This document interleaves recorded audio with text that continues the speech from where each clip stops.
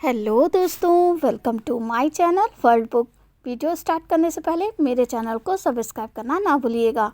दोस्तों, आज हम बात करने जा रहे हैं रॉबर्ट टी कियोसाकी द्वारा लिखित पुस्तक the business of the 21st century, जिसे पढ़कर हम आज की तारीख में एक सफल बिजनेस शुरू करने के लिए क्या चाहिए ये सीख सकते हैं। तो स्टार्ट करते हैं इस बुक की समरी को। अध्याय 1, द रूल्स हैव चेंज्ड। दोस्तों, लेखक कहते हैं कि वक्त पहले से बहुत बदल चुका है। जब वे छोटे थे तो उनके माँ बाप ने उन्हें सक्सेस का वही घिसा पिटा फार्मूला बताया था। स्कूल जाओ, हार्डवर्क करो, अच्छे मार्क्स लाओ, अच्छी जॉब लो और फिर जॉब आपको वेल्दी बना देगी। लेकिन दोस्तों, वह इंडस्ट्रियल एज वाली सोच थी। आज ये सोच काम में नहीं आने वाली। आपकी जॉब कभी भी जा सकती है। यह सरकारी जॉब है तो आपको आगे पेंशन नहीं मिलने वाली। कभी भी इकोनॉमिक क्रैश हो सकता है। 2008 की तरह रिसेशन आ सकता है। इसलिए अगर वेल्दी बनना है तो हमें अपनी यह सोच बदलनी होगी। आज हम इंफॉर्मेशन एज में हैं, इसलिए हमें अपनी सोच भी उसके मुताबिक ढालनी होगी। हमें अपनी वेल्थ के सोर्स खुद क्रिएट करने होंगे। ये सब कैसे करना है, आगे सुनते हैं। अध्याय 2, द सिल्वर लाइनिंग। दोस्तों, लेखक कहते हैं कि बुरे वक्त में भी एक अच्छा एंटरप्रेन्योर उभर कर आता है। इसलिए इकोनॉमी के खराब होने की चिंता बिल्कुल मत कीजिए। बहुत से लोग तो इसलिए ही एंटरप्रेन्योर बन जाते हैं क्योंकि उन्हें अच्छी जॉब नहीं मिल पाती। इसलिए वे अपना खुद का ही बिजनेस शुरू कर देते हैं। रिसेशन तो बिजनेस शुरू करने का बेस्ट टाइम होता है। जैसे बंद पड़े स्टोव सर्दी की अंधेरी रात में जल उठते हैं, वैसे ही रिसेशन के टाइम लोग अपने अंदर के एंटरप्रेन्योर्स को जगाकर बहुत अच्छा बिजनेस शुरू कर सकते हैं। जैसे कोरोना के समय कितने लोगों ने मास्क और सैनिटाइजर का बिजनेस शुरू करके करोड़ों कमा लिए थे। इसलिए ये कभी मत सोचिए कि अच्छा टाइम आएगा तभी शुरू करूँगा। अध्याय 3, वेयर डू यू लिव। दोस्तों, लेखक ने अपनी किताब रिच डैड पुअर डैड में 4 क्वाड्रेंट बताए हैं, जिसको अगर आपने नहीं पढ़ी तो आप इसकी बुक समरी मेरे यूट्यूब चैनल पर भी सुन सकते हैं। तो ये चारों क्वाड्रेंट इस प्रकार हैं: ESBI। पहला है E अर्थात एम्प्लॉय, इसमें जॉब्स करने वाले लोग आते हैं। दूसरा S सेल्फ एम्प्लॉयड, इसमें अपना छोटा बिजनेस करने वाले आते हैं, लेकिन वे अब खुद अकेले उसे मैनेज करते हैं, जैसे दुकानदार। तीसरा है B बिजनेस ओनर, इसमें बिजनेसमैन आते हैं जो दूसरों की हेल्प से पैसा बनाते हैं। फिर चौथा आता है I इन्वेस्टर, जो पैसा इन्वेस्ट करते हैं। तो दोस्तों, इन चारों में से आप किस क्वाड्रेंट में रहते हैं? लेखक कहता है कि रिच लोग B और I क्वाड्रेंट में रहते हैं। इसलिए अगर आपको भी रिच बनना है तो आपको इन क्वाड्रेंट्स में आने की कोशिश करनी चाहिए। अध्याय 4, योर कोर फाइनेंशियल वैल्यूज़। दोस्तों, दिक्कत इस बात की है कि लोगों को पढ़ाई के दौरान फाइनेंशियल एजुकेशन नहीं दी जाती। उन्हें मॉरल वैल्यूज़ तो दी जाती है, लेकिन फाइनेंशियल वैल्यूज़ के नाम पर सिर्फ कह दिया जाता है कि पैसा सब मुसीबतों की जड़ है। इस तरह की सोच रखने वाले लोगों के साथ बिजनेस के फ़ायदे डिस्कस करना बहुत मुश्किल होता है। इसलिए अपने अंदर फाइनेंशियल वैल्यू डेवलप कीजिए। मतलब कभी भी पैसे को क्रिटिसाइज मत कीजिए। लॉ ऑफ अट्रैक्शन भी यही कहता है, अगर आप पैसे की निंदा करेंगे तो पैसा आपकी निंदा करेगा और वह आपकी तरफ नहीं आएगा। दोस्तों, पैसा कभी बुरा नहीं होता। हाँ, इंसान अच्छा या बुरा हो सकता है। कुछ लोग ज़्यादा पैसा होने पर चैरिटी भी ज़्यादा करते हैं, देश को ज़्यादा टैक्स भी देते हैं। इसलिए पैसे को लेकर बड़ा सोचें। अध्याय 5, the mindset of an entrepreneur. दोस्तों, एक अच्छा एंटरप्रेन्योर बनने के लिए कैसा माइंडसेट होना चाहिए? वर्ल्ड के कुछ फेमस एंटरप्रेन्योर जैसे Jeff Bezos, Richard Branson, Donald Trump, Steve jobs, Rupert Murdoch, Ted Turner आदि कभी भी मीडिया की अटेंशन नहीं चाहते। वे शांति से अपना जीवन जीते हैं। वे दिखावे में यकीन नहीं करते।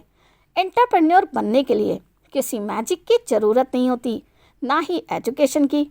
कॉलेज की डिग्री लेकर आप सिर्फ डॉक्टर या वकील आदि बन सकते हैं। एंटरप्रेन्योर नहीं। एंटरप्रेन्योर बनने के लिए आपको सिर्फ शुरू कर देना काफ़ी होता है। लेखक बताते हैं कि उनके पड़ोस में एक टीनेजर लड़की अपने क्लासमेट्स को लेकर बेबी सिटिंग का बिजनेस चलाती है। उसे एंटरप्रेन्योर कहा जा सकता है। एक लड़का स्कूल के बाद होममेड कुकीज़ बेचने का बिजनेस करता है, वो भी एंटरप्रेन्योर का एग्जाम्पल है। एंटरप्रेन्योर इस बात की परवाह नहीं करते कि लोग क्या कहेंगे, लेकिन हमारे देश में करियर भी रिश्तेदारों और पड़ोसियों को ध्यान में रखते हुए चुना जाता है। तभी जॉब्स की इतनी किल्लत है और एंटरप्रेन्योर की इतनी कमी। अध्याय 6, take control of your life. अपनी ज़िंदगी का कंट्रोल अपने हाथ में लीजिए। बहुत से लोगों ने ये कंट्रोल समाज और बॉस को दे रखा है, लेकिन अपने बॉस खुद बनिए। कुछ भी बिजनेस शुरू करना है तो ये बिल्कुल मत सोचिए कि लोग क्या कहेंगे। अगर आप सफल हो गए तो एक दिन इतनी चैरिटी कर सकोगे कि लोग आपका मुंह ताकते रह जाएंगे। लेखक कहते हैं कि हार्ड वर्क किसी को रिच नहीं बनाता। इसलिए हमें स्कूल और कॉलेज में जो सिखाया गया है कि हार्ड वर्क करके ही आप अमीर बन सकते हो, बिल्कुल गलत है। इस सोच को दिमाग से निकाल दीजिए। इसकी जगह स्मार्ट वर्क कीजिए। जितना टाइम कोई अपनी जॉब को देता है, बिजनेस में इतना नहीं देना पड़ता। अगर आप एकदम जॉब नहीं छोड़ सकते तो पार्ट टाइम बिजनेस भी शुरू कर सकते हैं। अध्याय 7, माई ईयर्स इन द बिजनेस। दोस्तों, लेखक कहते हैं कि जब उन्होंने बिजनेस की शुरुआत की थी तो बहुत दिक्कतें आई थीं। उन्हें 4-5 साल तक एक भी पैसा नहीं कमाया था। वे बहुत हम्बल तरीके से रहते थे। बहुत बार फेलर का सामना करना पड़ा था, लेकिन ये सब तो इस प्रोसेस का पार्ट है। जैसे साइकिल सीखते वक्त सब गिरते हैं, उसी तरह बिजनेस में फेल होना भी नॉर्मल है। लेकिन फेलर से सबक लेकर जो जुटा रहता है वही एक दिन सक्सेसफुल होता है। रॉबर्ट टी कियोसाकी ने भी यही किया था। आगे चलकर उन्होंने बहुत से सक्सेसफुल बिजनेस शुरू किए, जैसे रियल एस्टेट, कंसल्टेंसी, माइनिंग इत्यादि। अध्याय 8, इनकम फ्रॉम असेट्स। दोस्तों, सिर्फ जॉब की इनकम पाकर कोई वेल्दी नहीं बन सकता।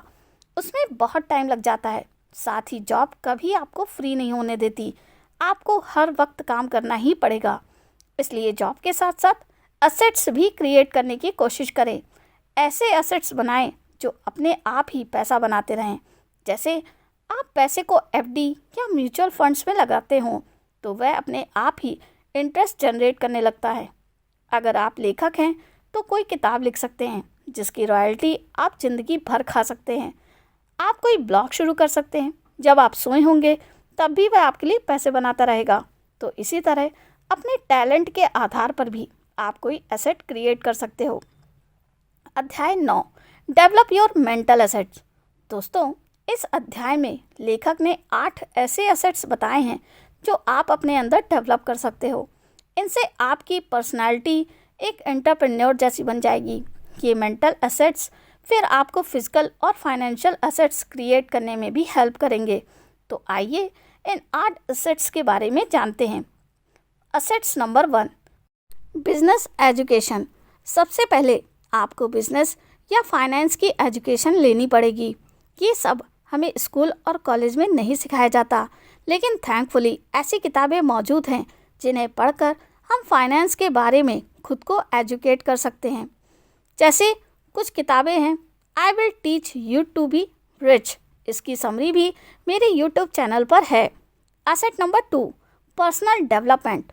जब आप ऐसी चीज़ करते हैं जिसे करके आपको खुशी मिलती है तो आपके आसपास के लोग भी आपकी हेल्प करने लगते हैं, क्योंकि उन्हें आपका एंथुसियाज्म साफ दिखता है। आप अपने पर्सनल डेवलपमेंट पर पूरा ध्यान दें, सबसे इज्जत से बात करें और उनकी बातों पर ध्यान दें। हमेशा सबकी हेल्प करें, क्योंकि जैसा बीज बोएंगे वैसे ही फल लगेंगे। यही मान सम्मान और हेल्प आपकी तरह वापस आएगी। और बिजनेस की सफलता के लिए ये सब बहुत ज़रूरी है। इसलिए लोगों के साथ अच्छे से कम्युनिकेट करना सीखें। इसे बहुत बड़ी स्किल माना जाता है। Asset number 3, a circle of like minded friends. दोस्तों, ऐसे लोगों को दोस्त बनाएं जिनकी सोच आपसे मिलती जुलती हो, जिनके ड्रीम्स और गोल्स भी आपके जैसे हों, क्योंकि यही लोग आपकी बात को समझ पाएंगे। इन्हें आपके दुख तकलीफ का भी एहसास होगा और आपको वैल्यूएबल एडवाइस दे पाएंगे। इससे कभी भी ईगो क्लैशेस नहीं होंगे और सब लोग एक टीम की तरह आगे बढ़ेंगे और जीतेंगे। Asset number 4, the power of your own network. दोस्तों, जितने भी रिच लोग होते हैं उनके पास बहुत ही स्ट्रॉन्ग नेटवर्क होता है जिसमें बहुत सारे स्किल्ड लोग होते हैं। अमेज़ॉन कंपनी का ही एग्जाम्पल ले लीजिए। उनके पास कोई प्रोडक्ट नहीं है बल्कि तगड़ा नेटवर्क है। वे तो दूसरों के प्रोडक्ट बेचते हैं, उन्होंने अपनी वेबसाइट के से सेलर और कस्टमर को कनेक्ट कर दिया है। यही उनकी ताकत है। इसलिए आप भी दूसरे सक्सेसफुल लोगों के साथ अपना नेटवर्क बनाते रहें। असेट नंबर 5, अ स्केलेबल बिजनेस। दोस्तों, हमेशा ऐसा बिजनेस लगाने की सोचें जिसे आप स्केल अप कर सकें, यानी बढ़ा सकें। कुछ लोग सोचते हैं कि दुकान या कोई शोरूम लगाने को ही बिजनेस बोलते हैं, लेकिन इससे कोई भी वेल्दी नहीं बन सकता। इसके विपरीत आप देखिए कि KFC कभी केंटकी शहर में हुआ करता था, लेकिन आज वह दुनिया के हर देश में मिल जाएगा। तो स्केल अप फैक्टर को ध्यान में रखें। Asset number 6, leadership skills. दोस्तों, अपने अंदर लीडर के गुण लाएं। कोई भी आपको लीडर अपॉइंट नहीं करेगा, बल्कि आपको खुद आगे आना होगा, काम की जिम्मेवारी लेनी होगी और उसके कंप्लीट होने तक उसमें जुटे रहना होगा। आपको अपने अंडर जो लोग हैं उन्हें मॉनिटर, गाइड और कंट्रोल करना सीखना होगा, वो भी सिंपैथी और दृढ़ता के साथ। लेकिन लीडर बनने का मतलब डिक्टेटर बनना नहीं होता। कभी भी ऑर्डर देने वाला लीडर ना बने, बल्कि खुद काम में जुटें। अच्छा लीडर ही किसी बिजनेस को आगे ले जा सकता है। Asset number 7, a mechanism for genuine wealthy creation. लेखक ने वेल्दी बनने के 4 स्टेप्स वाला फॉर्मूला बताया है। ये चारों स्टेप्स इस प्रकार से हैं। पहला, सबसे पहले एक बिजनेस लगाएं, चाहे वह कितना भी छोटा क्यों ना हो। लोग बटन, साबुन, आटा आदि बेचने का बिजनेस लगाकर भी करोड़ों कमा रहे हैं। दूसरा, शुरू में बिजनेस जितना भी कमाएं उसका मैक्सिमम फिर से उसमें री इन्वेस्ट करके बिजनेस को स्केल अप करें और उसको एक्सपेंड करें। जैसे कुल्हड़ चाय कंपनी ने पहले एक रेस्टोरेंट खोला था, फिर धीरे धीरे हजारों शहरों में अपना फ्रेंचाइजी शुरू कर दिया। तीसरा, आपकी जो भी इनकम हो उसे सेविंग अकाउंट में ना रखें, बल्कि रियल एस्टेट और दूसरे सेफ इन्वेस्टमेंट टूल्स में लगा दें। इससे आपका पैसा आपके लिए काम करने लगेगा। चौथा, कुछ भी लग्जरी आइटम खरीदनी हो तो कंपनी के नाम से ना खरीदें, ना कि अपने नाम से। इससे आपका बहुत सारा टैक्स बचेगा। तो दोस्तों, इन्हीं 4 बेसिक स्टेप्स से अमीर बना जा सकता है। Asset number 8, dream big. दोस्तों, बड़े सपने देखिए। बहुत से लोग सोचते हैं कि बस सरकारी नौकरी मिल जाए या आर्मी में भर्ती हो जाएं। ये सब ठीक है, लेकिन इसके साथ एक दिन किसी बड़ी कंपनी का मालिक बनेंगे, ऐसे बड़े सपने भी देख सकते हैं। इसलिए सपनों का आकार बड़ा कीजिए। अध्याय 10, a business where women excel. दोस्तों, जिस देश की महिलाएं भी बिजनेस शुरू करती हैं वह बहुत तरक्की करता है। दोस्तों, हमारे देश में गुजरात की महिलाओं में भी एंटरप्रेन्योर बनने का जज्बा होता है। लेखक कहते हैं कि महिलाओं को अपने इंटरेस्ट के अनुकूल बिजनेस शुरू करना चाहिए। ऐसी बिजनेस जहां सपोर्ट, कोचिंग या सहानुभूति आदि की ज़रूरत होती है, उनमें महिलाएं बहुत सक्सेसफुल होती हैं। बहुत सी महिलाएं रिलेशनशिप या पेरेंटिंग आदि ब्लॉक से करोड़ों कमा रही हैं। अध्याय 11, चूज़ वाइजली। दोस्तों, कई बार हमारे सामने बहुत सारे ऑप्शंस आ जाते हैं। उस समय आपको अच्छे से सोच विचार करके सबसे अच्छा ऑप्शन चुनना चाहिए। कुछ लोग स्टॉक मार्केट में अपना पैसा डुबो देते हैं क्योंकि वे समझदारी से स्टॉक नहीं चुनते। कुछ लोग सारा पैसा पेनी स्टॉक्स में लगा देते हैं और कुछ ऐसी कंपनी में जिसका उन्हें कोई ज्ञान नहीं होता। ऐसे में पैसा तो डूबेगा ही। अच्छी किताबें पढ़कर आप नया ज्ञान हासिल कर सकते हैं। इससे आपकी विजडम भी बहुत ज़्यादा बढ़ जाएगी। इसलिए टीवी और सोशल मीडिया पर ज़्यादा टाइम वेस्ट करने के बजाय अच्छी किताब पढ़ने की आदत डालिए। आपकी ज़िंदगी में पॉजिटिव बदलाव जरूर आएगा। अध्याय 12, व्हाट इट टेक्स। दोस्तों, आखिर रिच और सफल होने के लिए क्या चाहिए? लेखक ने कुछ पॉइंट्स बताए हैं। पहला, एक ऐसा आइडिया ढूंढना जिसे करके आपको खुशी मिलती हो। दूसरा, अपने अंदर तूफान से लड़ने की हिम्मत पैदा करना, फेलियर मिलने पर भी खुश रहना। तीसरा, हमेशा पॉजिटिव रहना और बार बार कोशिश करना। चौथा, सब्र रखना। पांचवा, बिजनेस के लिए 5 ईयर प्लान बनाना, क्योंकि बिजनेस रातों रात नहीं लगते। छठा, डे ड्रीमिंग बजाय तुरंत एक्शन लेना। सातवां, ज्ञान हासिल करना, या तो मेंटर बना सकते हैं या किताबें पढ़कर ऐसा कर सकते हैं। दोस्तों, जिनकी पर्सनालिटी में ये ट्रेट होते हैं वे ही आगे चलकर अमीर बन पाते हैं, इसलिए इन ट्रेट्स को अपने अंदर शामिल कीजिए।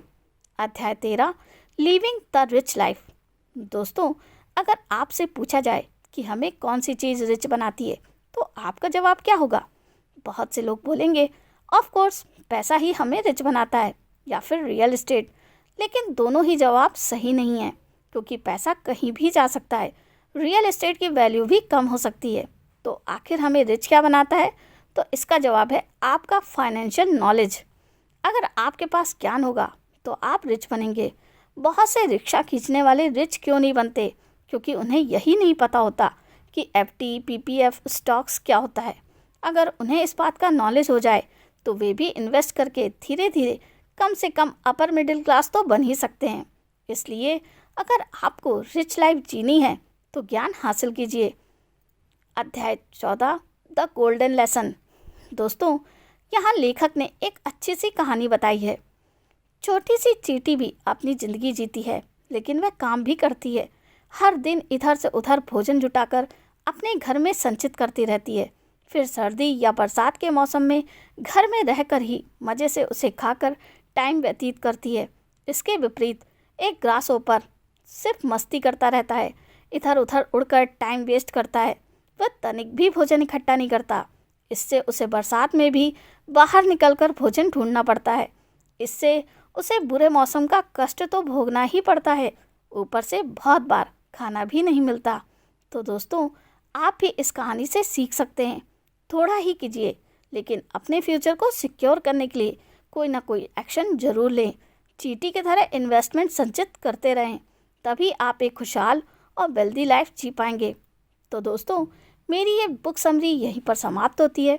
कमेंट करके ज़रूर बताइएगा आपको मेरी ये वीडियो कैसी लगी, बढ़िया या बहुत बढ़िया। तो मिलते हैं नेक्स्ट वीडियो में। थैंक यू, धन्यवाद।